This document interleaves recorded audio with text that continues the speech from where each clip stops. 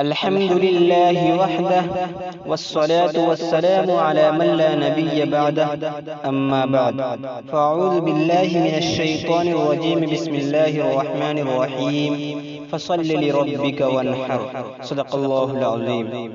محترم ناظرین و سامعین، نماز کے متعلق مسائل میں آج گفتگو کریں گے مسبوق اور بنا و اعادہ کے مسائل سے۔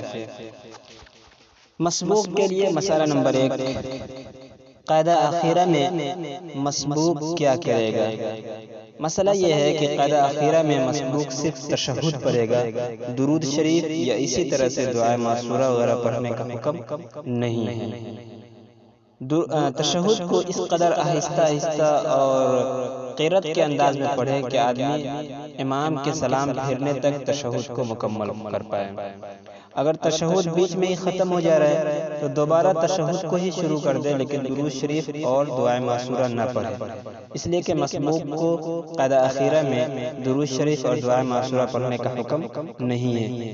لیکن اگر کوئی مسبوق پڑھ لے تو اس سے نماز ہو جائے گی، نماز فاسد یا اس طرح سے باطل وغیرہ نہیں ہوگی، یعنی یہ مستحب عمل ہے کہ صرف تشہد پڑھے۔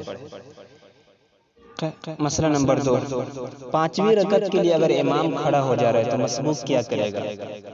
مسبوق یہ دیکھے کہ امام قاعدہ اخیرہ کر کے پانچویں رکعت کے لیے کھڑا ہو رہا ہے یا بغیر قاعدہ کیے ہوئے۔ اگر قاعدہ اخیرہ کر کے امام پانچویں رکعت کے لیے بھولے سے کھڑا ہو جائے تو مسبوق کو اس کی اقتداء نہیں کرنی ہے، مسبوق اپنی علیحدہ نماز کو مکمل کرے جو اس کی نماز چھوٹ گئی ہے، ورنہ اگر یہ اس کی اقتداء کرے گا تو پھر اس کی نماز باطل ہو جائے گی، یعنی مسبوق کی نماز فاسد ہو جائے گی۔ لیکن اگر امام نے قاعدہ اخیرہ نہ کر کے سیدھے کھڑا ہو گیا ہے تو پھر مسبوق کی نماز فاسد نہیں ہوگی، بلکہ مسبوق اب امام کے ساتھ مل کر نماز کو مکمل کرے۔ اب 6 رکعت کر کے یہ تمام نمازیں نفل ہو جائیں گی اور فرض نماز پھر اثر نو دوبارہ پڑھنے کی ضرورت ہے۔ مسبوق اگر سلام پھیر دے، مسبوق کے لیے حکم یہ ہے کہ سلام نہ پھیرے، لیکن اگر پھیر دے بھولے سے تو ایک طرف اگر سلام پھیر دے تو اس میں کوئی حرج کی بات نہیں ہے، لیکن اگر دونوں طرف سلام پھیر دے تو اس سے سجدہ سہو لازم ہو جائے گا، تو مسبوق کا اپنی نماز کو مکمل کرتے وقت سجدہ سہو بھی کرے گا۔ مسبوق سلام پھیرنے کے بعد دعا وغیرہ اردو میں مانگ لیا تو کہتے ہیں دعا اردو میں مانگنے کی صورت میں نماز باطل ہو گئی، فاسد ہو گئی، پھر سے اس کو نماز پڑھنے کی ضرورت ہے۔ مسبوق اگر کھڑا ہو اپنی نماز کو مکمل کرنے کے لیے تو اس کے لیے ثنا پڑھنے کا بھی حکم ہے۔ جس طرح سے تنہا نماز پڑھنے والا شخص تکبیر تحریمہ کے بعد ثنا پڑھتا ہے، اسی طرح سے یہ بھی جب نماز مکمل کرنے کے لیے جب کھڑا ہوگا امام کے سلام پھیرنے کے بعد یہ بھی ثنا پڑھے گا۔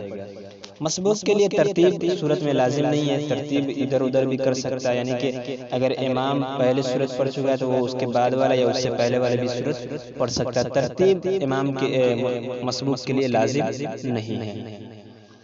رکوع پا لیا اگر کوئی مسبوق تو اس کو مسبوق نہیں کہا جائے گا، بلکہ وہ اس رکعت کو پانے والا ہو گیا، یا اگر دوسری رکعت میں پا لیا یا تیسری رکعت میں اگر رکوع کوئی پا لیا تو اس رکعت کو وہ پانے والا شمار ہو جائے گا۔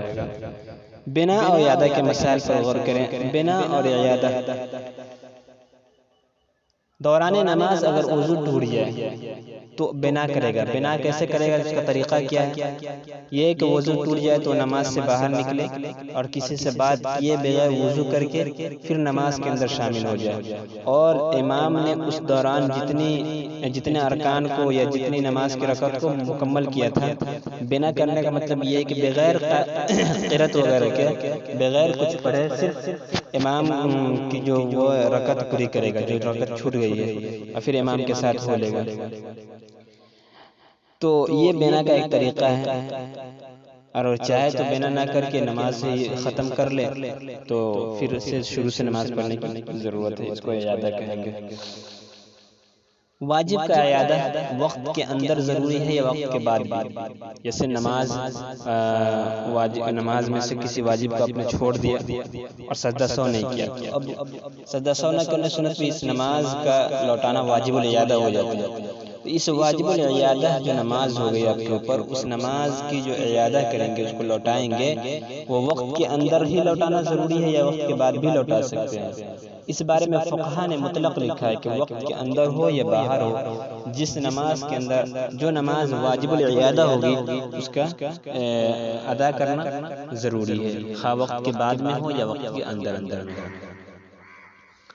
اسی طرح سے دوبارہ پڑھی جانے والی نماز جسے اعادہ کہہ لیں، کہ مثلا ظہر کی نماز پڑھ رہے تھے اور ظہر کی نماز میں کچھ اس طرح کے معاملے پیش آ گئے جس سے نماز ختم ہو گئی، کچھ واجب چھوٹ گئے جس سے نماز واجب العیادہ ہو گئی، تو اب اس نماز کو اگر کوئی لوٹا رہا ہے دوبارہ، امام ہے یا اسی طرح سے صف کے ساتھ اور باجماعت اس نماز کو لوٹایا جا رہا ہے، تو اب اگر کوئی نیا شخص جو پہلے والی نماز کے اندر موجود نہیں تھا، کوئی نیا شخص آ کر اگر اس کی اقتدا کر رہا ہے، اس کا مسئلہ کیا ہے؟